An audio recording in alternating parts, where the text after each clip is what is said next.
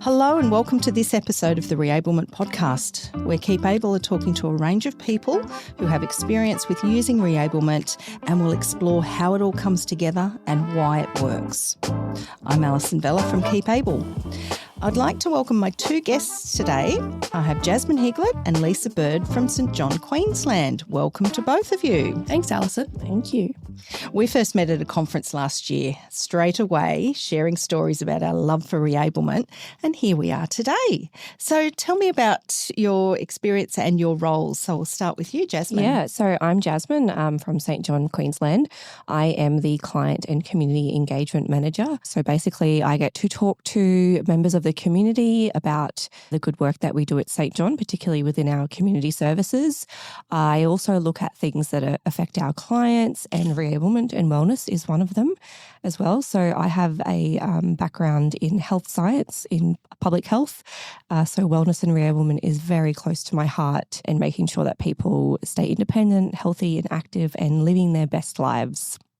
Fantastic. And Lisa? And I'm Lisa Bird. I'm also from St John, Queensland. I'm the Partnerships Manager. So I work a lot with the service providers and other businesses that we work with, reaching out to community organisations to really share the information about what St John does and how we can work better together to support the people that work with us.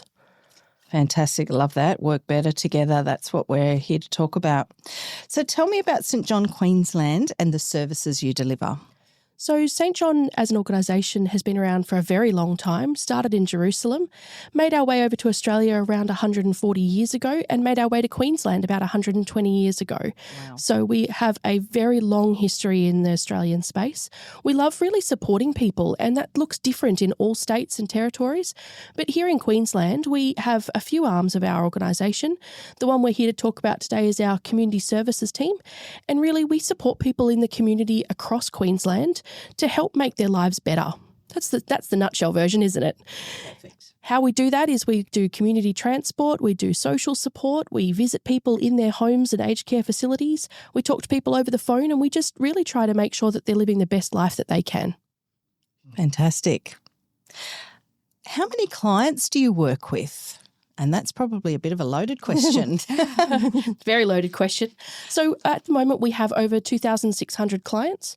We are taking on anywhere between 20 and 40 new clients a week. And we currently have around 400 clients who have contacted us in the last 2 weeks to take on their services as well. And to support them, we have 61 paid staff in Queensland and 260 volunteers. And that's what I love about sort of community transport in the communities. When I used to do referrals for transport myself a few years back, I'd always let people know, sort of a lot of the time you will get a volunteer driver who is there to give back to their community. So it's just fabulous. We love our volunteers. They're really the spine of the organisation, and they're the spine of every community organisation. It's just people who want to do good things for other people. Yeah, absolutely. How do you support your clients using a Reablement model? Sort of what can it look like? Yeah, so the main aim of our program is to promote independence, and we know that people value their independence, and a loss of independence has a devastating effect on people, particularly for our older cohort. We've also recognised, so the World Health Organization Commission on Social Connection, they've actually said that social connection is essential for health, strength and resilience of individuals and societies. This makes it clear that engaging with your community is really good for health, for your own health. So in terms of clients, so we're identifying their goals. So this could be as simple as, I want to get to my medical appointment. I want to keep doing my shopping. I just want to get out into my community. So then we're looking at actionable goals. Okay. So that could be, all right, well, to get out and see my community and increase my social activities, it might be, I want to meet a friend for coffee once a month, once a fortnight. And then as a service, how can we help facilitate that goal? So from our point of view, to help the client, that would be providing transport to get them to the coffee shop to meet their friend. And speaking of coffee shops, I know that you guys have a fact sheet about the benefits of going to meet a friend for coffee as well. So you can clearly see that all of these little activities all come together to promote this Reablement and wellness. So we're also encouraging client participation education. We're continually providing opportunities for our clients to get out and about and experience what they've got. So, for example, we're always looking to see, are there expos on that clients might want to go to, local libraries. We've got the ECHA coming up, so we'll take people there. And then for our accompanied activities, it's finding out what they want to do. So while people might mostly think, oh, it's to go shopping or go to a medical appointment, we've got a client who just wants to go walk along the foreshore. And without the support of the support worker, they wouldn't have the confidence to do that. We're also looking at strengths. So what can the client do? Can they enter the vehicle by themselves? Can they put on the seatbelt by themselves? In terms of our accompanied activities, can they carry their own bags? Can they push their own trolley? Do they need assistance to lift up heavier items? So I remember a story from a few years ago that there was a client who, due to their health conditions, his knees could change daily. So it might be 1 week he was quite capable of pushing the trolley through the shopping centre, picking up his own groceries. So very minimal assistance. But then the following week he might have declined a little bit. He'd need assistance to get up from the chair, assistance to push the trolley, and assistance to select his grocery items. So it's just really working with that person on that day. So I say to people, don't assume that because a client is receiving services that they can't do anything. They can, and removing their choice to be involved and do things actually strips them of their independence. Absolutely. Some really great points there. So on a similar vein then, when you receive the referrals, what would be really great for you to see in the goals when you receive those referrals that sort of indicate that they've had a really deep conversation with the person? So a lot of the referrals that come through at the moment, either they don't have a goal or they'll have something really simplistic like to get out and about. It would be great if the assessors could dig a little bit deeper. What's their motivation? And I find that that really helps when you're having conversations with people to find out why they want to keep getting out and about or why they want to keep doing their grocery shopping and what does a good day look like for them. And what's their roadblocks too, right? Like saying that people want to get out in the community is fantastic, but we all want to get out in the community. They want to get out into the community because they want to do their own shopping because they don't like the home delivery food service and they really like to cook for themselves. They really enjoy it. So being able to get out and buy their own ingredients and get them home to their kitchen bench empowers them to follow their passions, their hobbies, gives them dignity and choice, and lets them live their best life their way. And that enables you then to sort of go, right, this is a fabulous reablement opportunity here. And you can see through to the success of the person achieving that for themselves. Correct. And it gives you a metric by which to measure your progress as both as an organisation, but also for the client, not only for them meeting their goals, but also as their goals change over time. It lets us understand that when they started their journey, their real goal was to cook in their own kitchen. But maybe as they've gotten older or as their wellness has declined, which it does for us all, knowing that actually their goal has changed now and they want to make informed choices on the food options that are available to them, but being able to do that in such a way that still gives them the choice to make and do what they can and want to. Fabulous. What are the biggest barriers you come across regarding using reablement with the clients? I'd say the biggest barrier is lack of knowledge in what reablement actually is. So it doesn't have to be this big, huge, scary thing. It can be as simple as wanting to go to your letterbox and get your mail out of the letterbox yourself. So it's lots of little things combined to form a picture of total improved wellness. We also come across the notion of once someone is receiving services that, okay, well, the support worker is there to do absolutely everything. And that's not true. We want people to stay independent. It can also be lack of motivation from the client, especially when you've got things like mental health or depression setting in. It can be quite hard to motivate the client to go on this reablement journey with you. And an interesting one that I've come across, particularly last week at the National Aged Care Provider Conference, was benevolent ageism, where just the fact of being a support worker or working within the aged care industry, that you just automatically assume that the person will need help. And it's really great that people want to help. It's fantastic. But we need to let people reclaim their ability to stay independent. It's the older person's equivalent of you see someone in a wheelchair and you're automatically inclined to check if they need help or if they want you to push their chair. But actually, they're quite capable of moving around by themselves.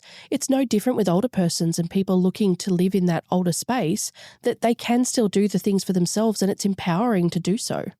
Exactly. And giving them that choice as well. Talking to them, asking them the questions. They're not children. They're not infants. They are human beings who've lived a fantastic, wonderful life, who bring so much experience and personality.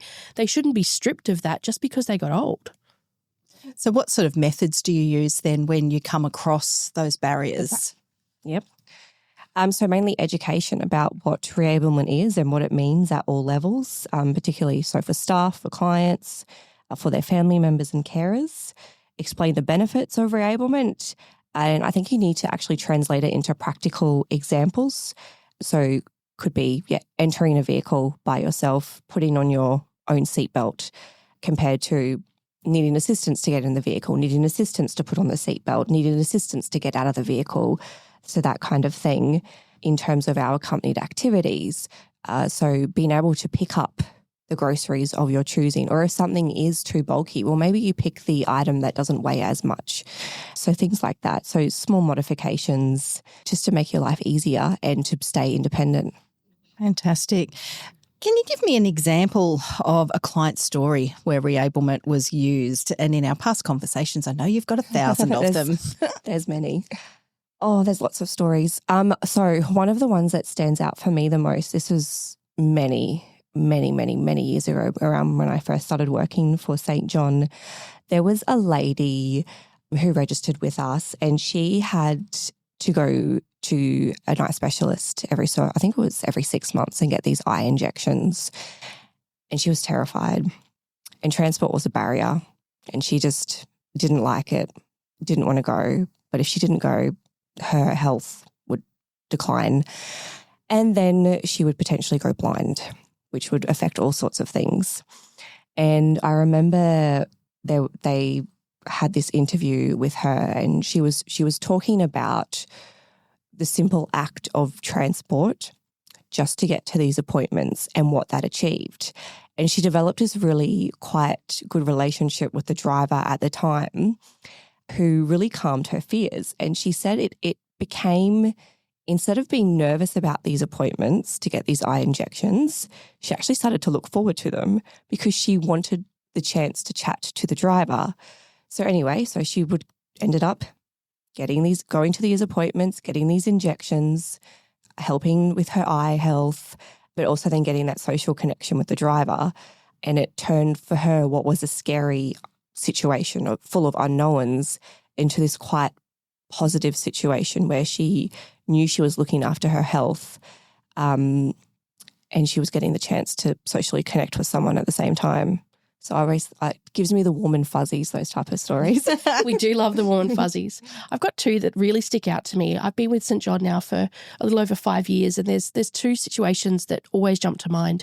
One is one of our clients who does accompanied activities. So that's where a driver will come and stay with her for a period of time to support her to access the community side by side. And I think the one that really jumps out at me for her is that she was living at home in her daughter's converted basement. She had her own entrance exit, and she never went anywhere. And she'd moved so that she could be with her daughter, so she could be with her grandkids and things, and she just stayed in the house. And she got to a point where she was afraid to go out because what if she had a fall? What if she lost something and couldn't get home? She didn't know how to use her mobile phone, so she wasn't really accessing all of the things that were available to her in her community. So she started working with one particular driver in the accompanied activity space, and now she goes out twice a week, right? And it's her thriving time. She's gone from just having to go to the doctors because she had an appointment and her daughter couldn't take her, to going for walks on the beach, to going to different shopping centres to explore what other options there are available for her in her community. She's now decided that she's going to join our social trips and meet other people. It's a far cry from sitting in the daughter's basement for 6 days a week, a few months ago, right? And that to me is the difference of being empowered and having the reablement in place to allow you to live your best life, right? Absolutely. You're giving them, sort of the options, and it builds their confidence. It builds confidence. It builds dignity. It builds health, right? We know, as Jasmin said, World Health Organization says that social connection is the third pillar of health. So if you sit alone, you don't have that pillar, and all of a sudden your foundations are not very strong. So being able to get out, meet people, join and participate changes your entire outlook on life, right? And I think it also instills a sense of trust in yourself that you can do it. That confidence is key, right? Yep. And who knows, she still goes out with our support worker twice a week now, but I bet you what, she knows that if she has to go out on her own, she's much closer to doing that than she was 12 months ago sitting on her bed not knowing what to do with her day. Right? Such valuable points, right? In those examples. I do have one more if I can take up more of your time. Absolutely. The other one that I absolutely love, super warm and fuzzies, is we have our social trips where we get a collection of clients together and they go for lunch or to a show and activities. And we actually had 3 ladies meet on those social trips. They'd never met before. They sat down at a table for lunch together and they realised that they were actually really good friends. They had a lot in common. They had a lot of the same available time. They liked doing the same things. And they started going out together outside of our planned social trips. And it really became apparent how close of a bond they had formed when one of the ladies had a fall.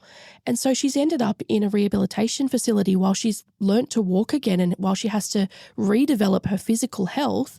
And the other 2 ladies booked one of our transport vehicles and drove into the rehab centre and went and took her morning tea twice a week.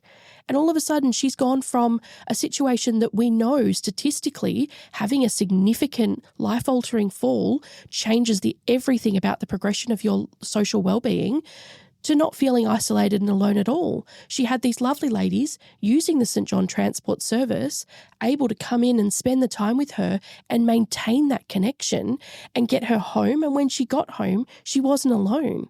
And how important is that? We know that people sitting at home alone impacts their physical well-being as well. Social isolation has been found to be worse for your physical health than smoking 15 cigarettes a day. Now, I don't know about you, but I wouldn't be smoking 15 cigarettes a day knowing what we know now, but we definitely sit at home alone. And she made friends, and those friends stuck with her to empower her to come out of that for a better person. What would you like to tell other people working with clients like support workers or even allied health workers about using the approach of reablement? I would say to be curious and ask questions, find out the motivation behind people, find out their stories, and then use reablement to relate it back to where they are in their life. Aged care workers can empower the process of reablement. It's so much more than just providing a service. It really can change the person's life. And when you say be curious, stop, breathe and listen to the answers. I think that in this day and age, we've all got so much paperwork to do and so many tick boxes and so many pieces that we know we just have to finish this paperwork to keep moving. But actually stop. Look at them as a person, listen to them as a person, and understand if you were sitting in their chair or your mother or your friend or your next door neighbour, right? If you were sitting in that chair, how would you want that person to be listened to and supported? What do you want that person to be able to achieve? How do you want to make sure that they have everything at their fingertips to live the best life that's available to them? Yeah, the basis of that conversation is, it can open things up, can't it, and the opportunities, because everybody's got their own individual story. And how lucky are we in the aged care sector to hear about these life stories? And you don't hear about the life stories if you ask the tick and flick question and you move on the second you think they've stopped talking. Exactly. You just don't hear it. You need to ask the and then question, or how does that make you feel? Or how can I support you in that? Or what do you enjoy? You need to ask the questions, give space for the answer, and then ask the follow-up question, because that's the only way you'll find out who they are and what they need and want. I think you've hit the nail right there on the head, Lisa, about the tick and flick forms that they don't necessarily, they collect information to provide the service, but to get to know the person really well and their individual motivations, you really do need to ask those open-ended questions and give the time to listen. A person is not a form. I can fill out a form about me and you will not know anything about me. But if we have an open, honest, friendly conversation with space and time for the answers, all of a sudden that person adds vibrancy and colour and depth, and they're not just a number on a page. They become a human being with life experiences, with hopes, with desires, with needs, all the things that make up the spectrum of who we are as a person. You can't get that off a piece of paper. You have to get that from a conversation. It can be done both ways, can't it? Sort of whether it's a phone conversation, in that listening, ask those open questions, give the prompts and see what comes back to you and listen to that. Or if it's face-to-face, what gives them a glint in the eye? What Correct. changes the body language? Absolutely. Thank you both so much for these insights, and I feel we need to continue this discussion in our next episode. In the meantime, we encourage our listeners to head to the keepable.com.au website for all of our information and resources on reablement.